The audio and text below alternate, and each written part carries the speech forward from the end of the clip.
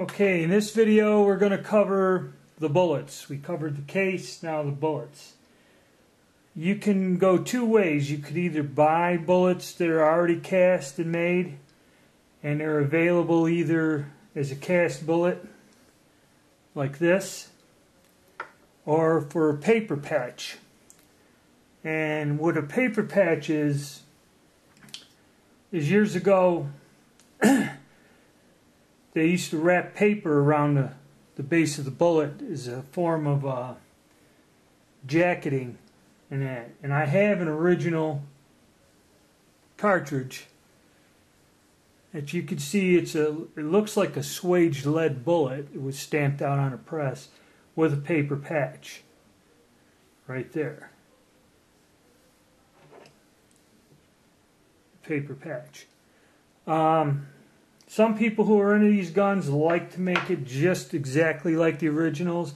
I haven't got into making paper patch bullets or using them, but when I do, again, I'll make another video with my experiences about it.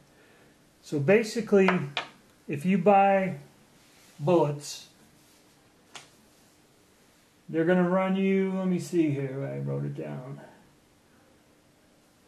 You can buy paper patch style bullets that are not patched, and they go for about $18 to $21 for 50. You can buy a cast bullet that's sized, some are sized and lubed, and they go anywhere from $23 to $39, almost $40 for a box of 50. Now, if you already cast bullets for another caliber or a different type of gun, you got half the battle right there. You probably got some system of melting lead and a couple molds. For this particular caliber, there are two major rifle companies that do keep, Lyman and RCBS do keep in production a bullet mold for this particular caliber. 43 caliber flat nose, 340 grain, and it casts about a 446, which is the bore diameter. I have two Mauser 71-84 rifles, and I slugged the bores on both of them, and they both come out 466 right on the money.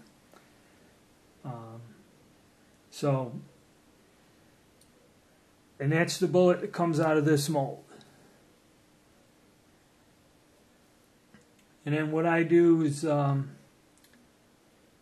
because I intended for black powder use, I got the black powder lube. I either pan lube them and then run them through the sizer.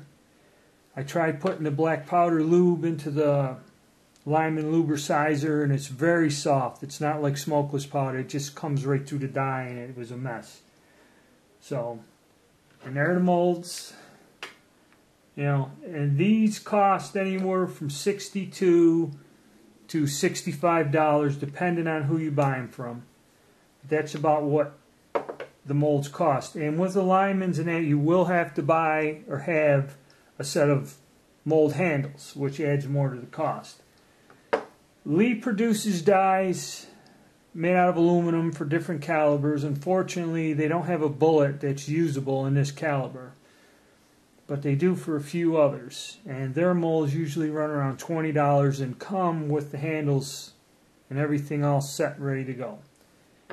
And like I said, if you want to go with casting, I will make a video about casting bullets for this. And you'd like to use a different type of alloy for the black, if you're shooting black powder. What I've done is I casted some bullets out of an alloy I was using for black powder rifle guns. It's basically soft lead, and I wasn't quite sure the content or what was in it. It was scrap lead, but it was soft enough you can scratch it with your fingernail, just like that. See? Scratch that right with your fingernail. And what they'll do is they'll drop out of the mold slightly smaller than the diameter of 446. They were going, let's take a look at what that one is. They were dropping out around it's 446. They're pretty good. And when you get up to the other bands, 445. They're slightly undersized by about 1/1000. But with black powder, you don't have to really worry about that, because supposedly when it goes off, black powder is more of an explosive than like smokeless powder, which works on burn rate and pressure. The black powder will bump the bullet a little. In other words, when it goes off, the charge will give it a little bit of a shock and kind of drive it out into the bands. For the smokeless loads, I cast the same bullet, but I used wheel weights. And you see, wheel weights, you can barely scratch it with your fingernails. It's a little bit harder. I don't know if I'd recommend wheel weights. A lot of people recommend an alloy of 120. And what that translates into is it's an alloy that is 95% soft pure lead and 5% tin. The tin gives it a little bit of a hardening factor, and it helps it fill out the mold better. So you get a nice clean, sharp-edged bullet.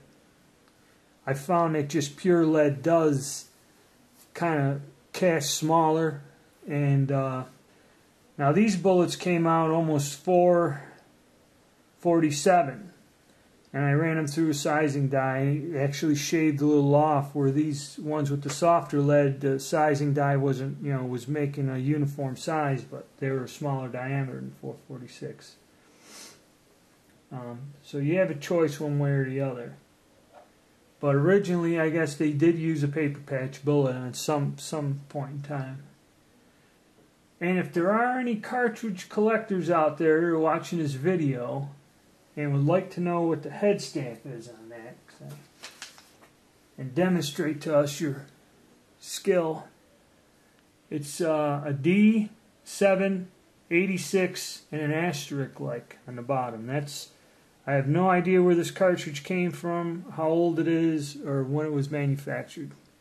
But basically that's what's written on the base of the cartridge. Okay, so basically for your bullets, those are the choices you have. You can either buy them, which is kind of expensive, because if the mold costs you about $60, that's 100 bullets, somewhere in the ballpark. It'd probably be more economical and advantageous to you to get into casting if you're not already into it. Like I said, if you like to reload, you probably are, and you probably have the equipment, so it's no big deal. And then getting your alloy down. So that covers the bullet end of it. And we'll go on to the next phase.